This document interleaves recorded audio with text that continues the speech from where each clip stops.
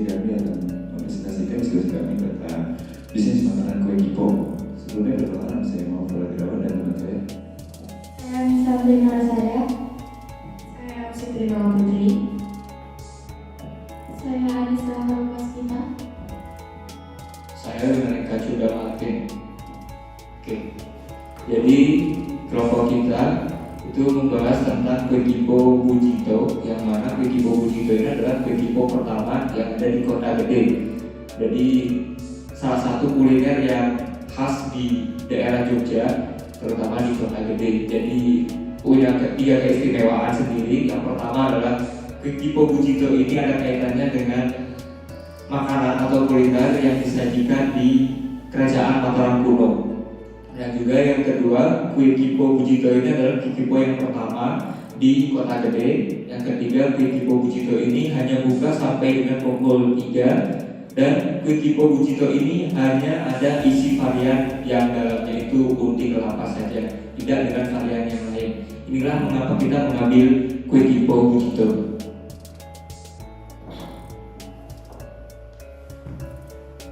Definisi dari kue Kipo sendiri itu singkatnya dari kata Kipo. Kipo adalah kue tradisional khas Kota Gede, Yogyakarta yang terbuat dari tepung ketan dan isi unti kelapa.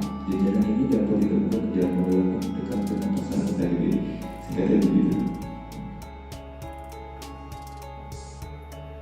Oke, untuk sejarah kue Kipo-nya sendiri itu bisa kita lihat juga bersama bahwasanya kue Kipo Bujito ini sekarang sudah ke generasi ketiga, dan sekarang ownernya itu Dr. Anda Istri Rahayu.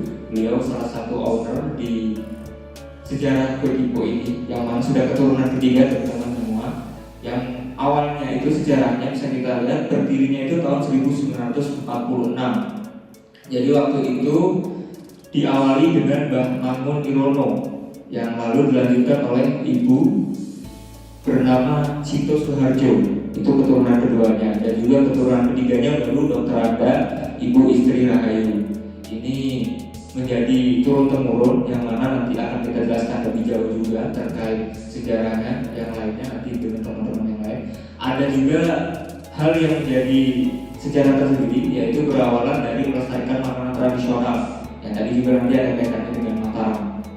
Dan kue Kipo ini merupakan makanan yang khas di Kota Gede. Jadi saya pun pribadi baru tahu ketika ke Kota Gede ternyata ada makanan khas dari Kota Gede sendiri, yaitu kue Kipo.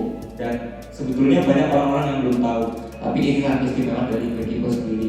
Jadi ada juga yang mana kue Kipo itu berawalan dari Mbah Mangun Irono yang berjualan di tepi jalan. Itu kata Ibu Dr. Anda Istri waktu kita wawancarai. Itu berawalan dari tepi jalan yang sekarang alhamdulillah sudah punya tokonya tersendiri, warungnya tersendiri, dan menjadi salah satu ikoniknya Kota Gede ketika Anda ingin berkunjung ke Kota Gede.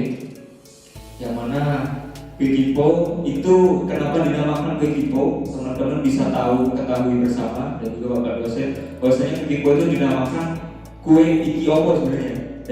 Berasal dari bahasa Jawa iki opo, artinya ini apa gitu. Kalau dari kata kue Kipo sendiri, Kipo itu iki opo, jadi hanya dihilangkan i dan o di depan saja. Atas bentuknya itu nanti ada dijelaskan di slide berikutnya. Itu unik, kecil teman-teman, jadi bermacam-macam seperti segini lah. Rasanya bisa teman-teman nanti cobain sendiri ke Kota Gede ya. Oke, selanjutnya akan dijelaskan oleh teman saya. Oke, kue Kipo ini memakai bahan kulit yang terbuat dari tepung ketan, dan pewarnanya itu sendiri memakai pewarna daun katuk, dan dia itu bebas dari bahan kimia.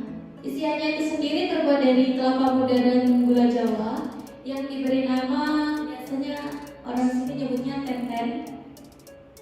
Kelapa muda yang diparut dan dicampur gula Jawa bernama unti.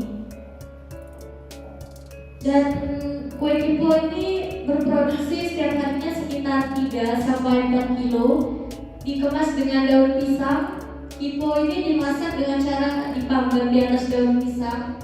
Karyawan dari Ibu Istri istri Rahayu ini terdiri dari anggota keluarganya itu sendiri.